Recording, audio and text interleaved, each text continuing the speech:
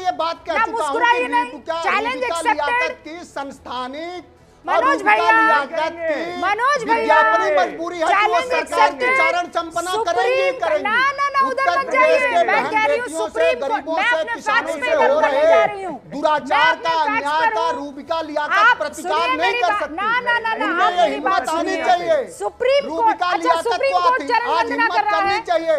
क्या supreme court BJP की चरण वंदना कर रहा है? क्या सुप्रीम कोर्ट उत्तर प्रदेश प्रशासन की चरण वंदना कर रहा है? अगर वो सराहना कर रहा है, मैंने आपको ये बता दिया तो आपको मिर्ची लग गई, मैंने आपको ये बता दिया तो आप परेशान हो गए। अरे वो अखबार मत लहराइए ना, फैक्ट्स पर बात कीजिए। आप प्लीज स्क्रीन पर विवेक श्रीवास्तव को लाइए, क्योंकि मेरा चैलेंज अभी तक मनोज काका ने एक्सेप्ट नहीं किया है। मनोज काका मैं वेट कर रही हूँ, तब तक आप 2-4 फोन घुमा लीजिए। पढ़ लिख के नहीं आते, ठीक है, मैं कह रही हूँ ये सफाई है। कान पकड़ के माफी मंगवाऊंगी मनोज भैया, कान कान पकड़ के माफी मंगवाऊंगी, मैं सही बोल रही हूँ मनोज भैया।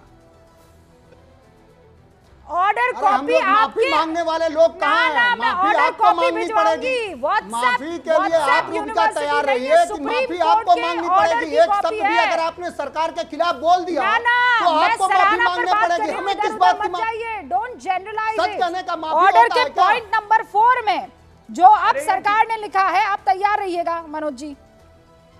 एफिडेविट फाइल, ये देखिए।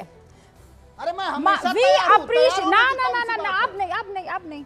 We appreciate the stand taken by the state of Uttar Pradesh in the affidavit filed by it. ठीक है? The position is disputed by the state of Uttar Pradesh and an affidavit has been filed that the immovable properties can be demolished only in accordance with the procedure prescribed by law. We appreciate the stand taken by the state of Uttar Pradesh in the affidavit filed by it. इसके माने क्या है sir? बताइए मनोज काका, इसके माने क्या होते हैं? इतना बता दीजिए मुझे। अब मैं पढ़ दूं? हाँ मैं पढ़ दूं, मेरा भी सुना जाएगा कि एक तरफा संवाद करेंगे। मैं तो सुप्रीम कोर्ट के मैं भी पढ़ दे रहा हूं। ये तो इंडियन एक्सप्रेस में आप जैसे किसी पत्रकार ने रिसर्च करा होगा तब ये छपा होगा। अरे भाई मुझे उस पत्रकार से कोई बात नहीं। न्यायमूर्ति बी.आर. गवई और न्यायमूर्ति के.वी. विश्वनाथन की पीठ ने सोमवार को जमीयत उलेमा हिंद की याचिका पर सुनवाई करते हुए कहा I am reading about the orders from the Supreme Court, sir. That's about it. छोड़ दीजिए, अब हो गया काम। अब बड़े भैया है मेरे, मैंने बात तो कह दी पर मैं नहीं पकड़वाऊंगी कान, ठीक है? लेकिन आप गलत साबित हो गए। सवाल मेरा आपका नहीं है रूबिका। हाँ, बात नहीं, छोड़ दिया मैंने, बड़े भैया आपने छोड़ दिया मैंने, इतने संस्कार है मुझे, छोड़ दिया मैंने। आप विवेक श्रीवास्तव स्क्रीन पर, मनोज जी छोड़ दीजिए। विवेक श्रीवास्तव एक नैरेटिव सिर्फ और सिर्फ जमीयत उलेमा पहुंचा और कहा देखिए भाई जज साहब मान लीजिए हमारी बात, मुसलमानों को टारगेट किया जा रहा है, बहुत खराब बात है, तो बिल्कुल नहीं चलेगा, ठीक है। फिर उसके बाद क्या हुआ, एक सर्वे आया है, सर्वे में कहा गया पूरे देश भर में जितने भी मकान बुलडोजर के एक्शन में टूटे हैं उसमें 31% ओबीसी, एससी, एसटी और अल्पसंख्यक है। ओके, ठीक है, ठीक है, आप ठीक कह रही हैं, आप ठीक कह रही हैं।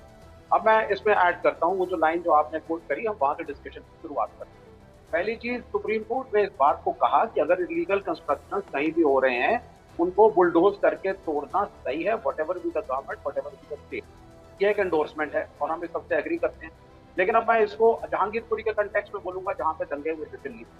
मैं उन पहले कॉमरेड्स के साथ जो वहाँ पे दंगे के समय पहुंचा और उसके बाद अभी हिंदू वर्सेस मुस्लिम जो लड़ाई हुई थी हनुमान जयंती के दिन, वो अभी कंट्रोल में आई भी नहीं थी कि अचानक दिल्ली का एमसीडी जागृत हो गया और वहां बुलडोजर आ गए और कहा साहब हम तो डिमोलिशन करने के लिए आए हैं। अभी दंगा हुआ है, 24 घंटे हुए हैं और किसको तोड़ने की कोशिश कर रहे थे? जूस वाला, पंचर वाला, कबाड़ी वाला, so on and so fourth. और वृंदा करात को और हम लोगों को जाकर के सुप्रीम कोर्ट से इमरजेंसी में ऑर्डर लेकर के आना पड़ा। वृंदा करात बुलडोजर पे खड़ी हुई, तब जाकर के वो डिमोलिशन रुका।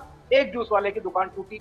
पूरी दिल्ली के अंदर सैनिक फार्म खड़ा हुआ है, बड़े बड़े मेंबर पार्लियामेंट, बिजनेसमैनों का फार्म हाउस सब इलीगल है, लेकिन बुलडोजर कभी नहीं चलेगा, व्हाटएवर बी द गवर्नमेंट। मैं कोई योगी आदित्यनाथ की बात नहीं कर रहा, मैं जनरल बात कर रहा हूँ। आप चली जाइए छतरपुर से गुड़गांव की तरफ, छतरपुर से आगे राधा स्वामी की सत्संग, 2 रोड जाती है, दोनों पे इलीगल फार्म हाउसेस हैं, इलीगल कंस्ट्रक्शन है, बड़े बड़े लोग हैं, बड़े बड़े उद्योगपति हैं, कभी बुलडोजर नहीं चलता। आप चले जाइए यूपी में, ये बात सेम है।